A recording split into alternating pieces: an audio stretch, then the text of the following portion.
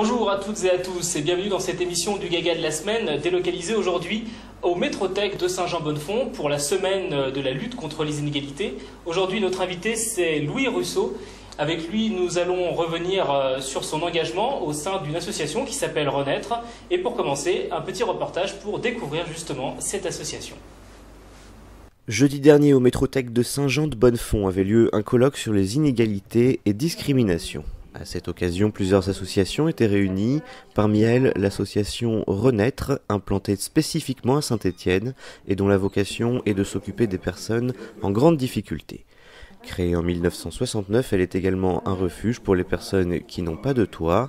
Depuis plus de 15 ans, Louis Russo agit au quotidien dans l'association. Nous l'avons rencontré pour qu'il nous parle de son parcours, de son engagement associatif et de son rôle au jour le jour auprès des plus démunis. Louis Russo est notre gaga de la semaine.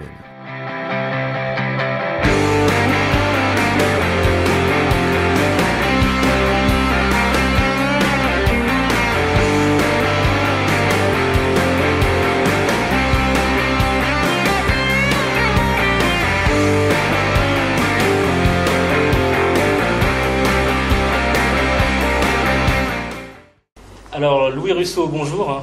Bonjour. Alors vous êtes membre militant de cette association. Avant de revenir un peu sur cette association, est-ce que vous pouvez nous présenter un peu votre parcours? Qu'est-ce qui vous a poussé à vous engager ainsi dans l'association Renaître?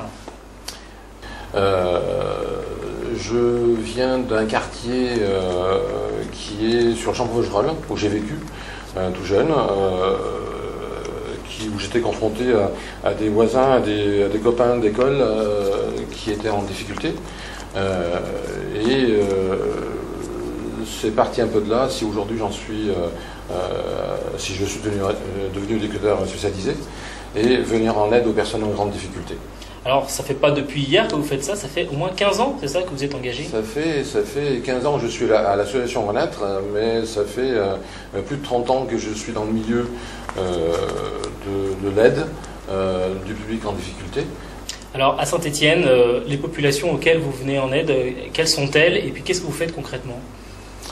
Alors, l'association Renaître existe depuis 1969 et elle a été mise en place pour les sortants de prison, initialement au niveau de l'histoire, et les vagabonds. Depuis, l'association a beaucoup évolué. Au niveau de la société, le RMI est établi en place. Aujourd'hui, on appelle l'aide minimum, en tout cas le RSA. On intervient sur différents domaines, en démarrant par le 115, qui est l'appel national des personnes en grande difficulté. Nous, l'association gère le 115, gère également une équipe mobile de rue, qui va à la rencontre des personnes directement là où elles se trouvent, de manière à essayer d'apporter un minimum de réponse, un minimum de soutien et aide à formuler une demande. Alors, pour terminer, votre engagement personnel, qu'est-ce que ça vous apporte? Est-ce que vous avez une expérience forte, personnelle, que vous voudriez partager de ces personnes justement que vous aidez? Alors, l'exemple qui me vient comme ça à l'esprit, c'est quelqu'un dont je me suis occupé en étant sur l'équipe mobile de rue il y a quelques années en arrière.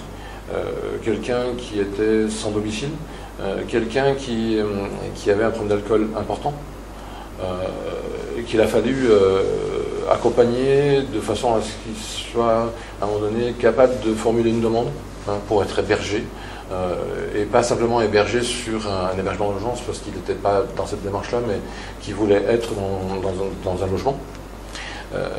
Cette personne, on est allé, avec mon collègue, la rencontrer dans la rue, dans le squat où il était.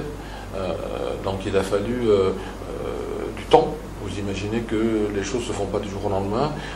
Il nous a fallu plus de 3 mois pour faire en sorte de créer du lien avec la personne, qu'il ait confiance en nous.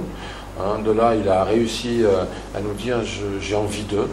Et on est arrivé tout doucement à mettre en place un hébergement. Et aujourd'hui, cette personne est repartie. Elle vit en logement comme vous et moi.